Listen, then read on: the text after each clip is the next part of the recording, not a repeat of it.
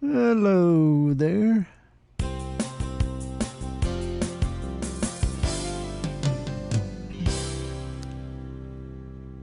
I'm Ralph Roberts, W5VE, and this is a quick online presentation about EchoLink. I'm presenting this tonight at our local radio club, so I thought I'd do a quick video of it for posting for those who might have missed it. What is EchoLink? EchoLink's an augmentation of internet radio. Or let me rephrase that, of amateur radio via internet. It's an augmentation, it's not a replacement. It's just another mode of making contacts, digitally enhanced.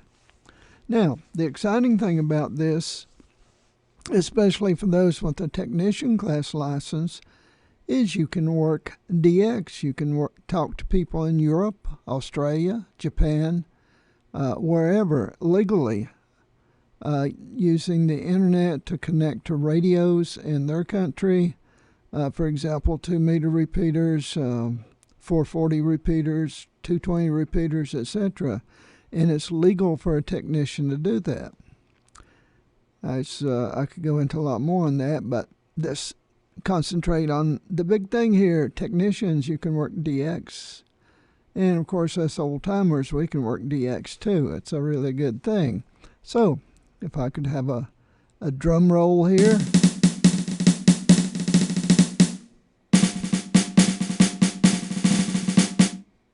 Excellent. And as I've already told you, EchoLink allows technician class and above to legally work DX worldwide. This is an example here of one way EchoLink can work. We have a mobile station connecting to a repeater. The repeater is connected to a PC on the internet. It goes across the internet to another computer, which is connected to an FM transceiver, connected to a repeater. Could be in the same country or another country. And of course, mobile stations can work that. Now, primarily in your use of EchoLink, you'll probably be using your computer to connect to another computer into a repeater, or a person who has a link to their own radio, which is connected to their computer. When you look at the list on the EchoLink software, you'll see an L behind the station's call letters, which means it's connected by a link, and R means a computer. If there's nothing there, it means it's just computer to computer. So, and does it work? It works quite well. It's been around for over 10 years. K1RFD it created it, and it works very good. We'll have a little bit more to say about that in a minute. Now remember, technicians, you can DX. Technicians are above, as a matter of fact, which brings up the point that you must have a valid amateur radio license and prove it to use EchoLink to even download it. So basically that consists of just faxing or scanning and emailing them a copy of your license, and usually within a day you'll get back the authorization to use EchoLink. Is totally free. There's no restrictions on how many computers you can have it on, although you can just work from one computer on a certain IP at a time. But it's really cool. Now, again, EchoLink uses the internet. Other internet ham stations include the Internet Radio Lincoln Project, that's IRLP, Wide Coverage Internet Repeater Enhancement System, HamSpear, which is, I believe they do charge some, and there's a couple of networks. This one's in the Netherlands, that one's in Germany. But the big question, is EchoLink really ham radio? Well, I have had a number of conversations with some old type hams that do not think that EchoLink is really amateur radio. For example, you can't use EchoLink to qualify for the ARRL's DXCC award, which is for working 100 countries or worked all states, etc. But this reminds me of a story that I lived through back in the 60s. I'm an old-time ham radio operator myself. I got my first license in 1963. And back in those days, the big mode of communications was AM. Everyone used plate modulation, big old AM transmitters. They were cool. Well, no, they weren't. They ran pretty hot. But anyway, I, being a high school student at the time, I couldn't afford one of those big, nice radios like a Heathkit DX 100 or something on that order. But I did scrape together the money and bought a used Nightkit T150, which was 150 watts, but it didn't use plate modulation. It used screen grid modulation, which was called somewhat in a derogative manner scred modulation.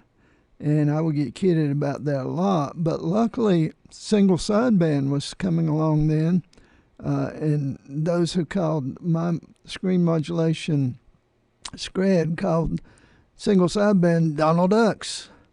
But who won out in the long run? It was single sideband because it was a more effective means of communications and is still generally used widely on the high frequencies, HF portions of the internet frequencies. So back then, some people, a few old-time hams didn't think single sideband was really ham radio, and of course the same about EchoLink, but it is. Ham radio is, first of all, fun, and one of the main things we do as hams is enjoy talking to other hams, and certainly EchoLink facilitates that.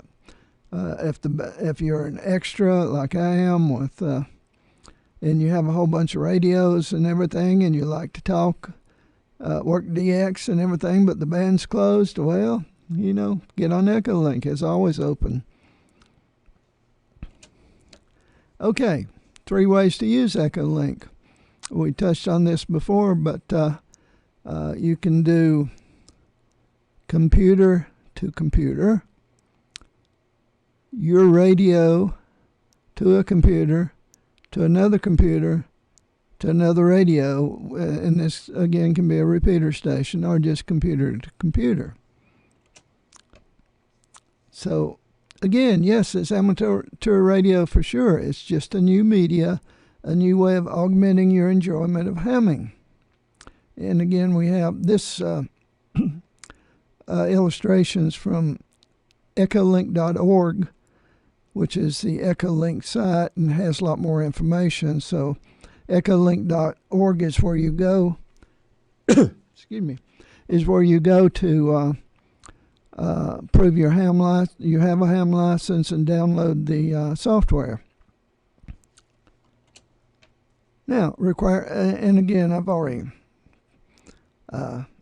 stole a little bit of my own thunder. Requirements to use EchoLink.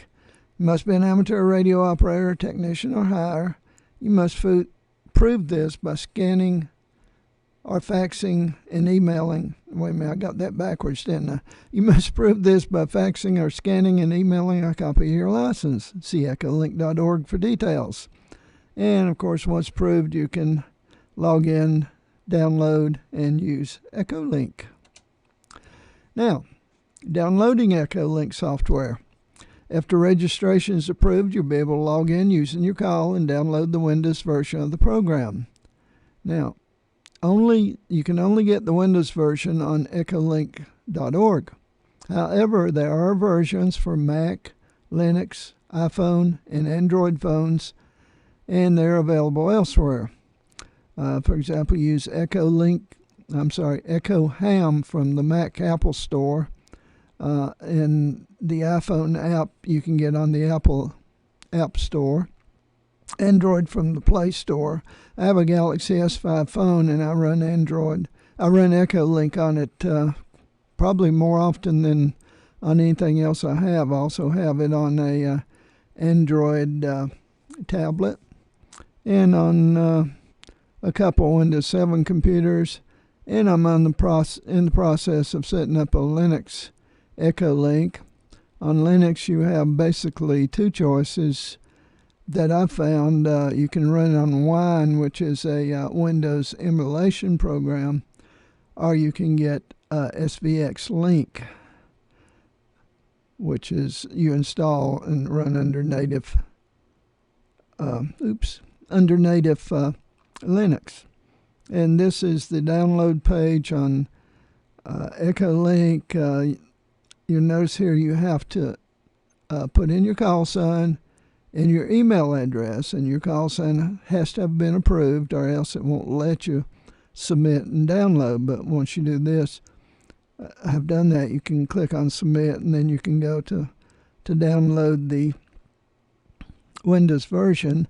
And there is information, FAQs and so forth on the EchoLink.org site, which will guide you through installation. It's moderately easy. This is the Windows version of EchoLink in operation on one of my Windows 7 computers. The only problem you're going to run into is this program requires certain ports on your computer to be open. For example, 5200 on TCP and 5198 and 5199 on UDP. And the software uses that to communicate with the EchoLink servers. So if you have this is the only ticklish part of the installation. If you have a home router, for example, you may have to go into it and configure it to forward those ports. And there is information on the EchoLink site and places like portforwarding.com, which will let you walk you through step by step for different brands of home routers and so forth. But it can be done because I did it. Wasn't that hard. Hello, Sheriff Roberts. I'm W5VE, amateur radio call. Video. And I'm going to show you how to make amateur radio contacts using a Windows 7 computer like this one. So we want to bring up the EchoLink program. You have to be a licensed amateur radio operator to use this. It's currently fetching data. These are repeaters from all over the world. There's one in Jamaica. There's one in Tel Aviv, Israel. And there are a whole bunch in the U.S. Let's see if we can find anyone to talk to. Hollywood, California, but let's see. It's 9 o'clock there. Let's see if anyone's... yeah. Let's see if anyone's around. Why not? We'll connect to it. Okay, it's connected. WB6BJM repeater, Hollywood, California, 147.0. Okay, I always wanted to go to Hollywood, so let's see if anyone's around. This is W5 Victor Echo, W5VA near, W5VE near Asheville, North Carolina. Anyone around, please? Okay, we'll wait and see if anyone comes back to us. Still a little early out. I'm around, but I'm on a telephone call, and I just want to tell you that you're making it into Hollywood, California. WB6BJM, Hollywood, 73, excuse the run.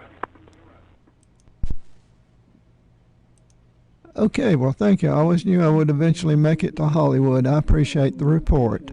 This is W5VE, W5 Victor Echo. Thank you. Okay, great. That's an actual QSO I had some time back on using EchoLink. So that was my 2-meter walkie-talkie, someone on it, on one of the local repeaters. In fact, I'll tell you a funny story.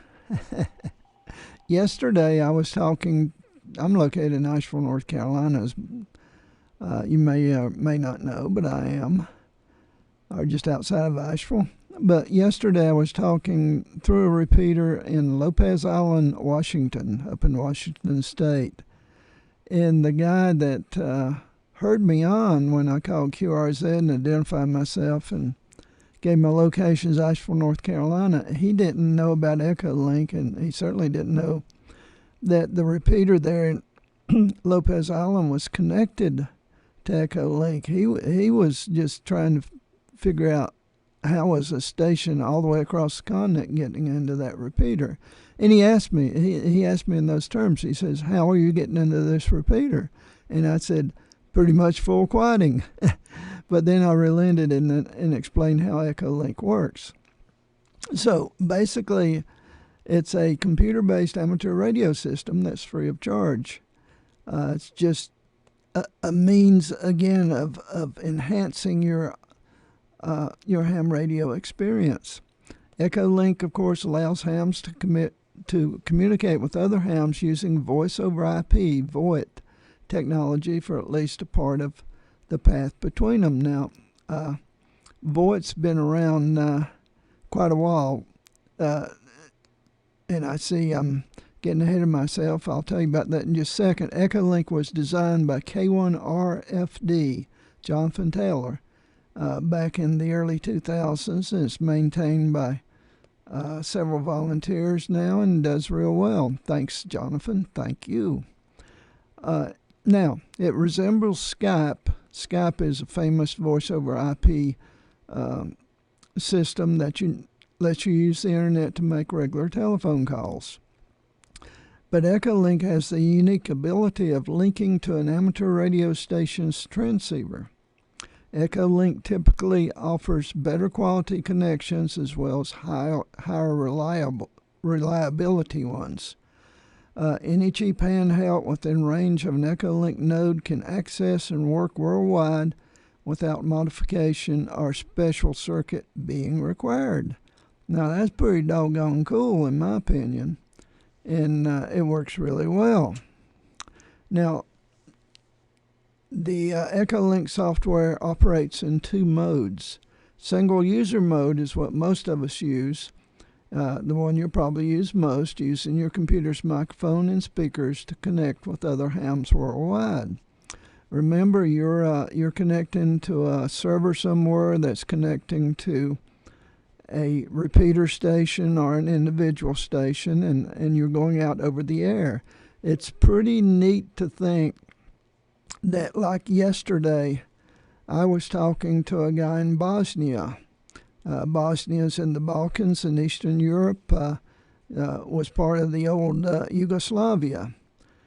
And they have a repeater on a mountain there on 145/700, and I was keying that repeater, and my signal was going out over a rather wide area of Bosnia, and a gentleman over there thought that was pretty cool to talk to somebody in the United States, and we had a very nice conversation. His English was much better than my Serbian or whatever he spoke, but we understood each other very well. It's nice contact. I've worked in Norway and the Philippines and all over the world, using EchoLink. Now, EchoLink also offers a sysop mode, which allows for hooking up a VHF or UHF rig to your computer with a specially designed hardware interface. And this allows anyone within range of your radio, be it an individual or repeater, to use your computer as an EchoLink node. In other words, you can hook into your local repeater, anyone in the world can work it. And it's extremely simple to do because you're using your computer sound card. And the EchoLink program, and you get audio in and out plus the push-to-talk information so that it knows when to key the cheap radio you've hung off your computer and connect with the repeater, and vice versa when to receive the signal from the repeater. And all you need to do this is a simple circuit, and they usually look something like this. They sell for around $90. I've seen them for $70 or so on eBay. And basically, you either use the green and pink connections on your sound card. It's usually what they're colored. Or some of them also use USB to connect. So it's, I mean, you can do it in a minute, hook it up. It's very simple. And another one of the neat things about EchoLink, other than installing the program, there's nothing special you have to do to your computer. You just need the interface box and a radio you can spare to use like that, and then you can work through it yourself. So this is the conclusion, I guess, of my quick introduction to EchoLink.